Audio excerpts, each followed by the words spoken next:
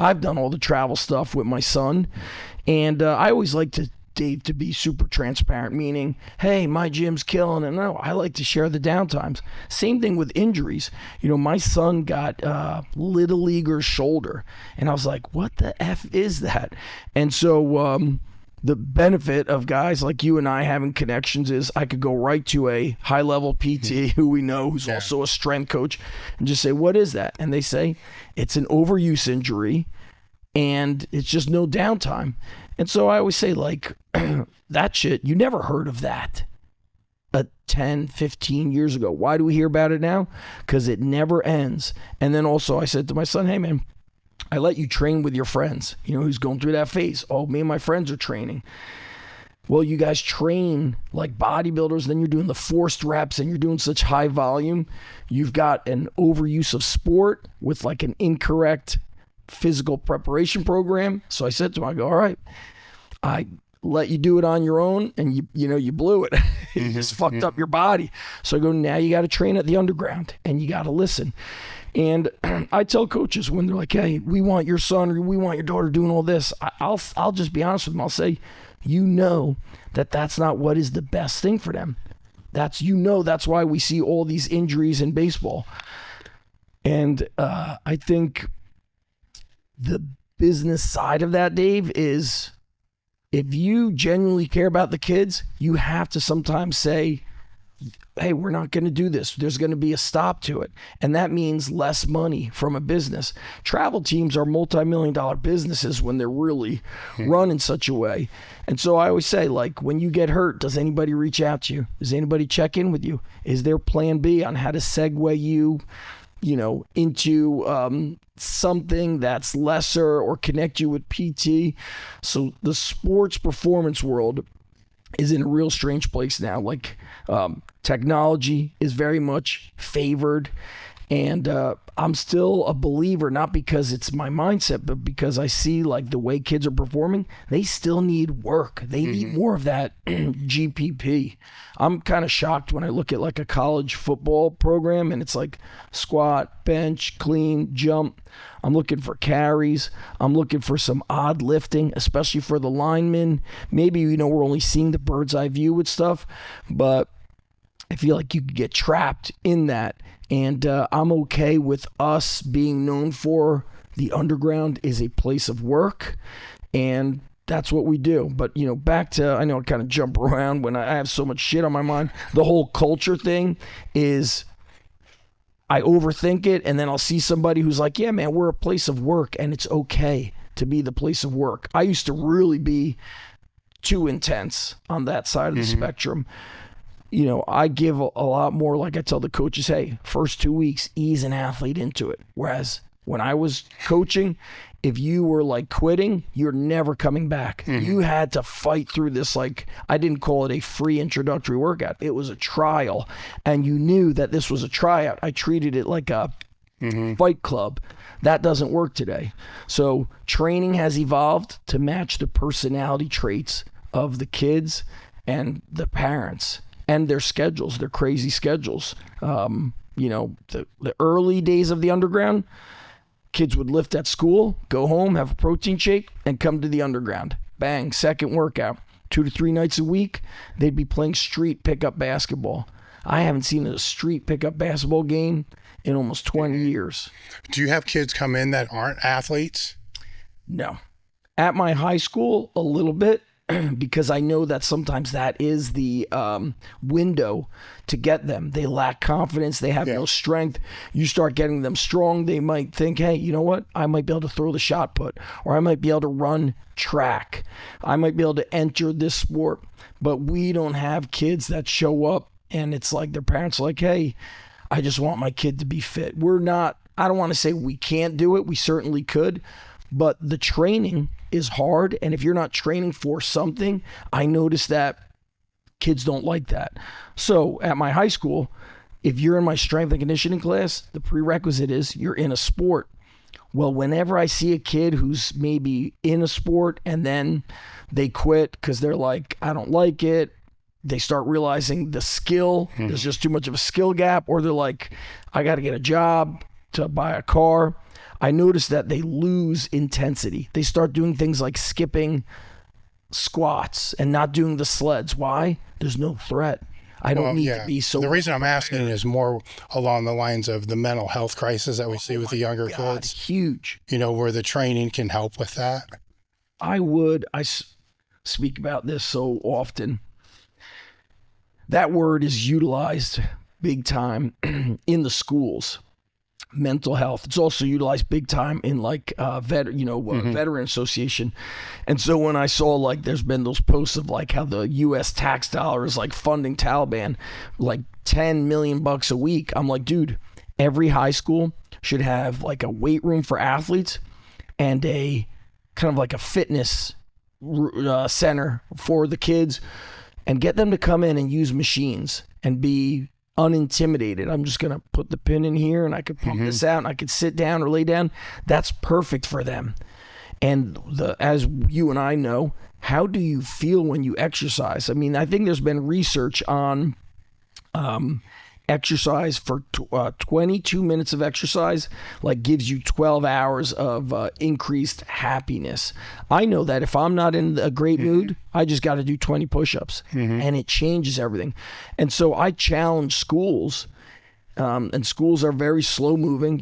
My assistant principal said it perfectly. He goes, schools are like a tugboat. They're slow. It's not like you and I. We have a small business. Hey, I don't like this. Bang. I change it right on the minute. Everything's like it's got to go to this meeting at the end of the month, then that next meeting, then it's approved, or nothing happens until the summertime when this XYZ is approved. They need a meeting for the meeting to have the meeting. And I hate that because that to me is the antithesis of success, right? If I want to be successful, there's got to be an element of speed and the ability to make decisions quickly. That to me would be huge. Do we do that? No, because we don't have the time. I think bringing in a kid who's not in sports and he enters the underground when we have groups is it'll turn them away. They'll be too scared. You got to kind of organize them either one-on-one or small groups, and like it's a slow, steady thing. But to me, we speak about mental health. The fact that exercise is not in every school, I mean, that's a major problem. Used to be, right? Yeah, it used That's to be. how you started, if I remember. Yeah, well, you were a phys ed teacher, were you not? Yeah, elementary phys ed, and I started that. My first hire was 98, and then 2002, I started in my parents' garage backyard, and then once I tore my ACL, that's how I came across elitefts. I just researched Russian wrestling training. So what did I come across? Milo's conjugate sequence system thesis, your articles, Louis, of course, Jim. But how you want to get somebody, like to me, I think I said this before, the schools and every VA should have a weight room. Okay? Like I don't know how that works, but they should be calling you guys, setting up sleds, squat racks, dumbbells, and bands, and get these guys exercising on the regular.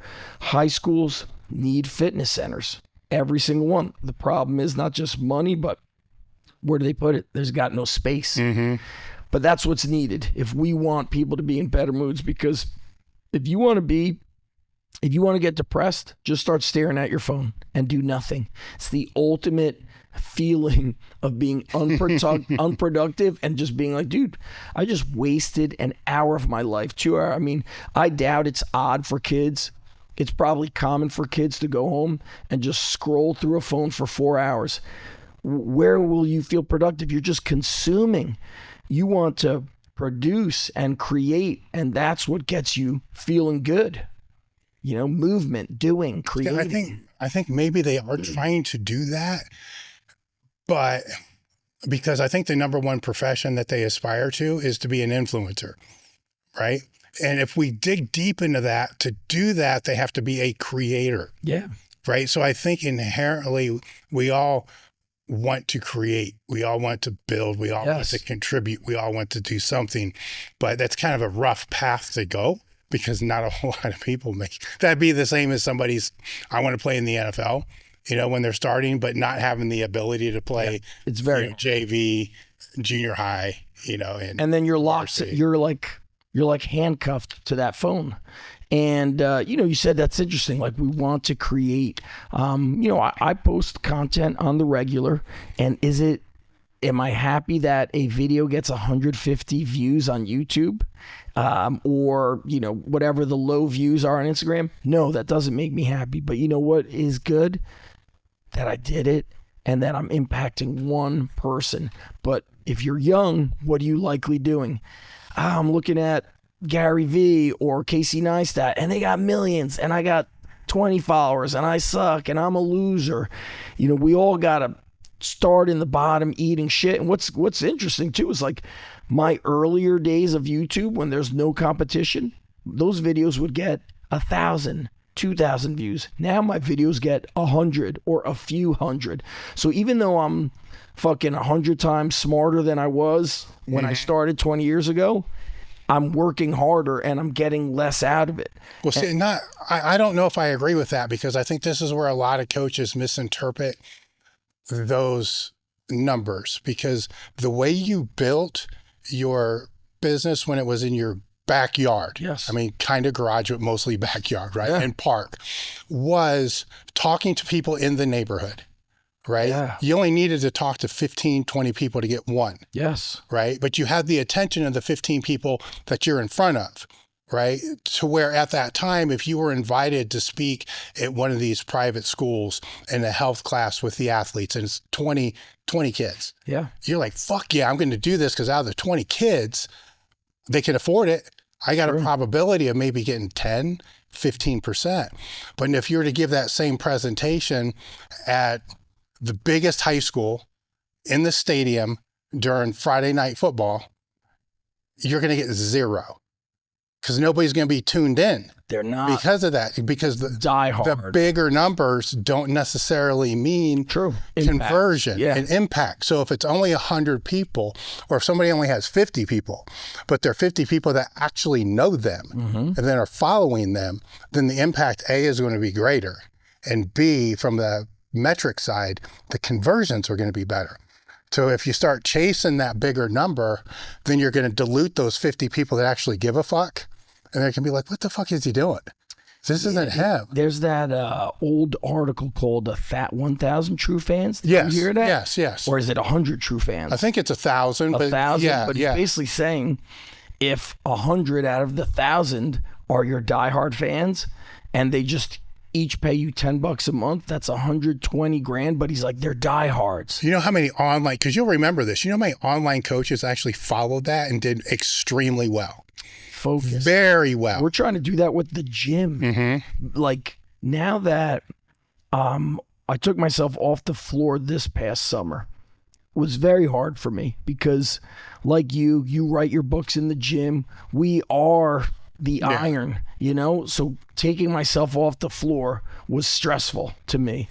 But I knew that if I wanted to grow the gym, I had to use my creativity to get that. Like our town is small. I think it's like less than 2 square miles. I was like, man, I need to impact the people close to us in this town. And what's crazy is we were there 12 years. The first 10 to 11 years, you'd be looking at a group. There's one kid from our town. And then there's the other 10. So 90+% were coming from neighboring towns. And I was like, I got to do better in this little area. And, it's just interesting you say that, because same thing with online is I said, you know what? I am going to now, I started getting a lot of questions from the, I always call it like quote unquote, getting older crowd. We've got the bumps and bruises from our past sports and lifting. And so from a business standpoint, I always said earlier, what's better, women or men? Women are hungrier. But I said, my heart is about helping men get strong. But you are right. Like if I'm always looking at numbers, which I'm not like the best at analyzing, but I see my YouTube views and whatnot. The end of the day is, who are you impacting, changing lives? And that should really be in business for what we do. That's should be a core value. Like, are you changing lives with what you're doing? Or is this just kind of like a go through the motions type thing? I also think what's tricky online, Dave, is people are just so used to scrolling. So they struggle with more than 5 seconds of attention, right? So an expert might say to you, hey, your video is 5 minutes. You go 30 seconds. And then it's like, am I catering to people who can't handle a 2-minute video? You know what I'm saying? And so the impact starts changing as we get older, because we realize, like, man, this time goes very fast and you want it to be something deeper. I think Buddy Morris calls that entertainment. So instead of entertainment, because it's essentially just entertainment. He said a lot of, like, think about what he said 20 years ago, calling some personal trainers personal terrorists. Yeah. And he had been around, I think he had been around enough pro and college stuff that even though it wasn't a big, population of coaches back then, I think he had experienced enough of them kind of training his athletes, and then they come back worse.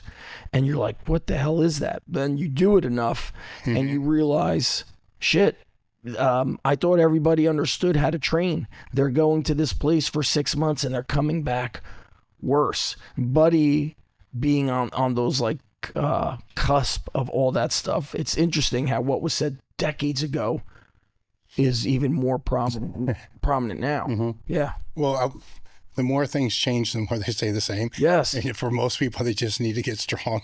It's pretty fucking simple. Yeah. When you get down to it. Last podcast, we talked a little bit about the Ultimate Warrior, but I want to go into that a little bit more because you knew him a little bit better than just the personality that was online, which was amazing, by the way. I know. You always would repost the squad. Oh, my God. His post-wrestling career videos. I wish the YouTube was still up. Some of those were just, it is? Yeah. It's a crazy story. I think they were like deleted, but then they were brought back up and other people downloaded them and uploaded them. And I was thinking about Ultimate Warrior. I was thinking about how quick people could forget about you if you are in a job and you are fired or released, like these college strength coaches. And I was thinking about Ultimate Warrior and Louis Simmons, how people are still sharing their information, like true legacy.